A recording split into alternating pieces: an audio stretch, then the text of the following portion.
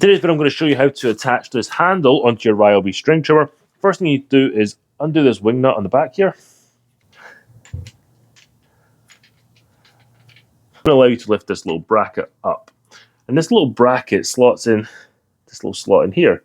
So when you're putting this back on, you need to get this slot in there and then over that bolt. In there and down. Get the handle in the right position. You're going to position it like this. So this little slot here, this little hole is going to be on the left-hand side of your string trimmer. So we're going to put that on. So it's kind of an angle like that, facing up here. So we're going to turn this over now. So I've turned this around so you can see the slot in here. So to install this clip, you need to take this end here. You're going to put it in to that slot that I showed you before. And then push it down. The clip in place and it'll close shut like that. Take your wing nut and then tighten this wing nut up.